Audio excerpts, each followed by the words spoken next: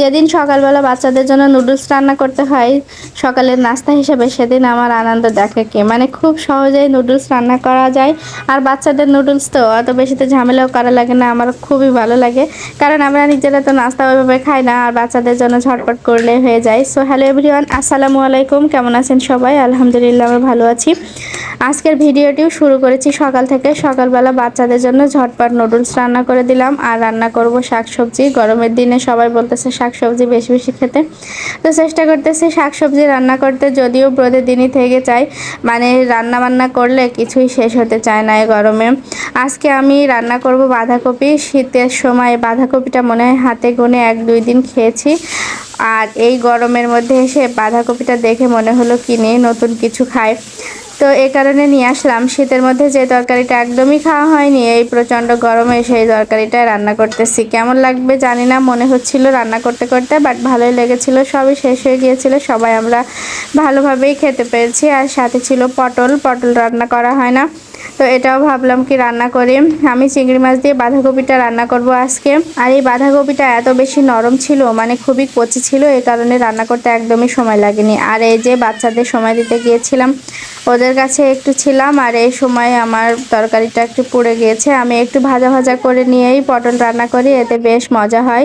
এই কারণে আমি এভাবে রান্না করছিলাম। তো দেখলাম একটু নিচে থেকে লেগে গিয়েছে, তবে খারাপ লাগেনি আর সমস্যাও হয়নি। ভাবছিলাম মনে হয় পুড়ে যাবে। তো রান্নাটা শেষ করে নিয়েছি ওদিকে পটল, আর এখানে আমি বাগারটা দিয়ে নিব, মানে চিংড়ি মাছ দিয়ে বাগার দিব। চিংড়ি মাছটা ভেজে নিলাম, একটু সাইডে রেখে দিলাম। তো দেখলাম কি যে হচ্ছে না, তো উঠিয়ে নিয়ে রেখে দিয়েছিলাম।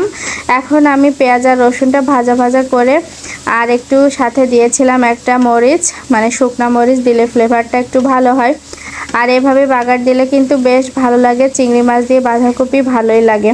তো ভালোই লেগেছিল খেতে, আমরা অনেক তৃপ্তি করে খেয়েছিলাম। বাট আজকে আমার একটু ভিডিও করতেও ইচ্ছা করছিল না, ভয়েস দেয়া, এডিট করা খুবই খারাপ লাগতেছিল। কারণ বড় ভিডিও ইদানিং একদম এডিট করে, আমরা মেয়েরা যতই বলি এ কাজ আমাদের ইচ্ছা করতেছে না, ওই কাজ ইচ্ছা করতেছে না, কিন্তু সেই অনিচ্ছাকৃত কাজগুলোই আমাদের কিন্তু একদম ভালোভাবেই করতে হয়। এটাই মনে হয় মেয়ে মানুষের জীবন, কিছুই করার নেই, এটাই মেনে নিতে হবে।